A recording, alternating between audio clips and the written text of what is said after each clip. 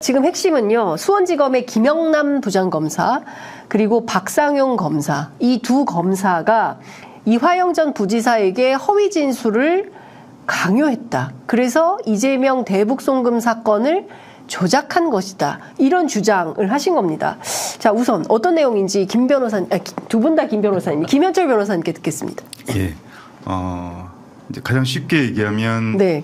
그 이화영 부지사 사건은 그 쌍방울의 법인카드가 지급됐다라는 것부터 출발합니다. 그렇습니다. 예. 그런데 이 쌍방울의 법인카드가 어떤 경위로 지급됐는가에 관해서 이제 방용철의 최초 진술은 그 이화영 부지사가 아닌 네. 그 문 씨에게 지급됐다라고 진술을 합니다.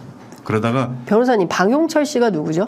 방용철은 네. 그 쌍방울의 그 대표이사를 맡은 대표이사죠. 예. 문 씨는 누굽니까? 문 씨는 이제 예전 그 이화영 부지사가 함께 그 국회의원 보좌관을 했었던 국회의원 보좌관 동료였던 보좌관 그래서 이제 방용철이 최초의 진술을 할 때는 문 씨에게 지급했다라고 합니다. 왜냐하면 그 문 씨가 뭐 경력이 화려합니다. 이제 안희정 캠프에서도 특보를 했었고 또 문재인 캠프에서도 또 역할을 했었기 때문에 그 쌍방울은 나중에 대관 작업을 할 때 이 문 씨를 활용하려는 목적으로 이제 법인카드를 지급했던 거죠. 그랬는데 이 문 씨가 이제 이화영 부지사의 지인이었던 관계로 이제 쌍방울 내부에서는 이화영이란 이름으로 엑셀 파일을 관리했던 것 같습니다. 그러니까 거기에 이제 이화영이라는 단어가 있는 것이 그 빌미가 됐던 것이고요. 근데 어쨌든 간에 방용철 그 사장은 그러니까 김성태 회장의 지시로 문 씨에게 자기가 지급했다라고 진술을 했습니다. 그런데 김성태가 체포된 이후에 방용철의 진술이 바뀝니다. 이화영에게 직접 줬다. 문 씨에게는 주지 않았다. 이렇게 진술이 바뀝니다. 그러니까 이제 뭐 이걸로부터 시작을 해서 경기도의 대북 사업에 관한 스마트팜 사업인데 이거에 대해서 돈을 쌍방울이 대신 지급했다. 그리고 이재명의 방북 비용 300만 불을 대신 지급했다. 이런 식의 진술이 이제 나오기 시작하고 그러면서 이 모든 범죄의 주범으로 이화영 부지사가 몰리게 되는 상황이 되는 거죠. 그래서 이걸 협박을 하고 당신이 이재명한테 이걸 뒤집어 씌우면 당신은 종범으로 빠질 수 있다라고 제안을 하고. 그러니까 첫 번째는 그 쌍방울이라는 회사의 방용철 사장이라는 사람이 이화영 전 부지사의 지인으로 알려진 문모 씨에게 법인카드를 주었는데 실제로는 그러니까 문모 씨에게 준 법인카드가 검찰 수사 과정에서는 방용철 사장이 그 이화영 전 부지사에게 직접 전달한 걸로 둔갑했다 이런 내용인 건가요? 근데 법카가 왜 이렇게 중요한 내용인 거죠? 아니 뭐 김 변호사님 이번에 이제 김광민 변호사님 말씀하실 차례입니다. 번갈아 가면서 저는 오늘 사실은 제가 오늘 출연 예정이었잖아요. 예정이었는데 중대한 사안이라서 그 집조 청원서를 작성하신 변호사님이 와서 쭉 설명하시는 게 좋을 것 같아서 모시고 온 거고 그래서 주로 김현철 변호사님이 설명하시고 전달력이 훨씬 좋을 것 같습니다.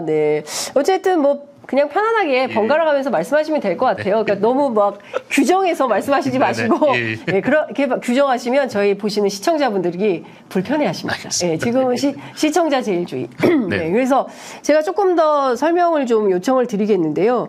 어쨌든 진술이 번복됐다는 것이고 허위 진술을 강요받았다는 건데 그 주체가 검사라는 게 놀라운 거거든요. 그러니까 조사 과정에서 도대체 어떤 일이 벌어졌던 것인지 김광민 변호사 조금 설명해 주시고 또 김현철 변호사님 말씀 듣겠습니다. 우선 뭐 검찰은 그 이화영 부지사는 수단이었고 이화영이라는 수단을 통해서 이재명 대표를 구속하고자 했던 걸로 보여요. 네. 그래서 근데 관련돼서 증거가 없으니까 이화영 부지사의 진술이 절실했던 거고. 네. 그래서 이화영 부지사에게 허위 진술을 강요 혹은 뭐 회유하는 방법은 크게 한 두어 가지가 되는데 네. 첫 번째는 쌍방울 측 인사들, 쌍방울 측 인사들을 동원해서 회유를 합니다. 방금 얘기가 나왔던 뭐 김성태든 박용철이든 심지어 여기에는 쌍방울 쪽 변호인까지 등장을 하게 됩니다. 그러면 검찰에서 이화영 부지사를 포함해서 이들을 다 불러요. 부른 다음에 이화영과 김성태, 이화영과 박용철, 이화영과 뭐 김성태 변호 이들이 만나서 대화를 하게 합니다. 대화를 하게 하면 쌍방울 측 관계자들이 이화영 부지사한테 이제 회유를 하는 거죠. 이렇게 진술합시다. 어차피 이재명은 끝났습니다. 당신 혼자 이재명과의 의리 지킨다고 해서 누가 알아주지도 않습니다. 이렇게 저렇게 하면 검찰이 뭐 좋게 처리를 해줘서 풀려날 수 있습니다. 구속 상태를 면할 수 있다. 그렇죠. 일단 구속 상태를 면하는 게 중요한 거 아니냐. 이렇게 회유를 하고 더 나아가서 아마 뭐 그 당시에는 검찰은 이미 이 사건은 끝났다. 그러니까 쉽게 얘기하면 이재명은 골인됐다라고 판단을 하지 않았나 싶어요. 그러니까 그렇게까지 다 메이드 됐다라고 생각하는 상태에서 더 대담하게 박상용 검사가 직접 나서서 허위 진술을 강요하는 이런 부분들까지 나타나고 있습니다. 근데 사실 이 사건의 초동은 이런 것 같습니다, 김 변호사님. 그 쌍방울이라는 회사가 이재명 대표의 방북을 위해서 무려 800만 달러라는 돈을 북한에 보냈다. 그리고 거기에 800만 달러 가운데 500만 달러는 아니죠. 500만 달러는 스마트팜 대가고 300만 달러는 방북 대가다. 이제 이렇게 이제 알고 있었어요. 그리고 요 수사 내용이 전부라고 알고 있었는데 실제로 이 내용도 수사 과정에서 좀 변경이 있는 겁니까? 관련된 내용을 이화영 전 부지사가 비망록으로 남겼다고 해서 실제로 비망록 안에는 어떤 진실이 숨겨져 있는지 사실은 그게 궁금하기도 하거든요. 지금 이제 비망록은 메모 형태로 지금 존재하거든요. 체계적인 비망록은 있지 않고 이번에 이 청원을 위해서 한 21페이지짜리의 옥중 노트가 있습니다. 21쪽짜리 옥중 노트를 이화영 부지사가 감옥에서 쓴 거죠. 그렇죠. 이게 지금 이 청원서의 증거로 제출돼 있고 그리고 이제 체계적인 비망록은 아직 없고 단편적으로 메모만 존재하고요. 그리고 이제 방금 말씀하신 그 800만 불은 이제 검찰의 스토리죠. 검찰이 주장한 스토리고 실제는 500만 불은 그 쌍방울이 조선 아태이와 계약을 체결하기 위한 계약금이었고, 그리고 이제 계약을 어떤 계약이요? 그러니까 1월 17일에 그 기본 합의라는 이름으로 양해각서를 체결했습니다. 그러니까 그건 대단히 이제 뭉뚱그려진 합의였어요. 그러니까 뭐 지화자원 개발, 뭐 관광업 개발, 뭐 또 기타 이제 남북 경협 사업을 같이 하자. 이제 그 정도의 뭉뚱그려진 계약이었고 5월 12일에 합의가 다시 이루어지는데 5월 12일 합의에서는 6개 사업을 특정합니다. 그건 역시도 지하자원, 히토류 개발, 뭐 그게 대략 한 200조 원 상당으로 추정을 했었고, 그다음에 또 여전히 이제 관광 개발, 그리고 이제 다른 에너지 사업 개발, 6개 사업 특정을 하고 1억 불을 쌍방울이 북한 민경련에게 지급하기로 약속을 합니다. 300만 불은 뭐냐면 이 6개의 뭉뚱그려진 그 포괄적 계약을 평양에서 계약하고 싶어 했어요. 김성태가. 그게 증거로 지금 오늘 그 청원하는 내용이 들어가 있는 거죠. 바로 저 내용인 거죠. 그렇습니다.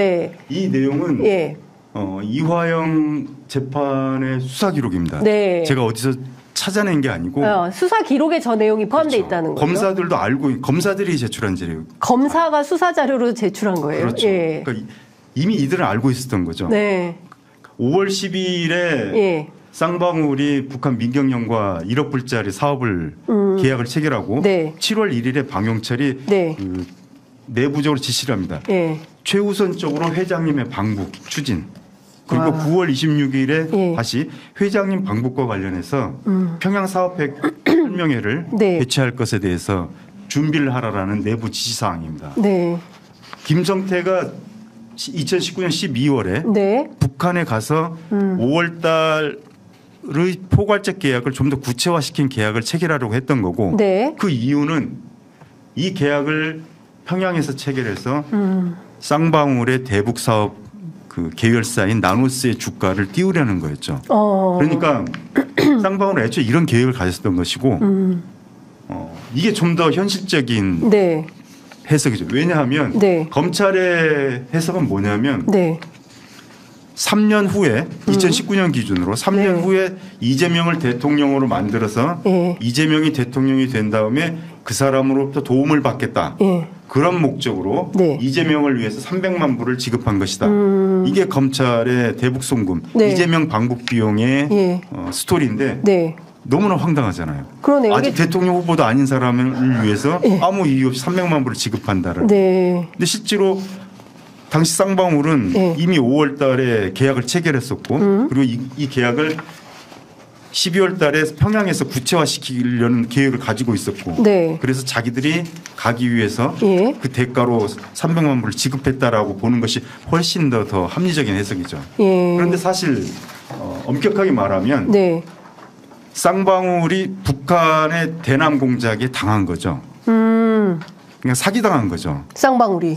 당연하죠. 네. 북한은 그 당시에 하노이 회담이 결렬되고 네. 실질적으로 남한의 민간 기업이 북한에 접촉을 해서 사업을 성사시킨다는 건 불가능한 상황이 있거든요. 그러니까 북한은 가능한 것처럼 속여서 쌍방울한테 네. 돈을 편취한 거죠. 속된 말로 뭐 슈킹이라고 하죠.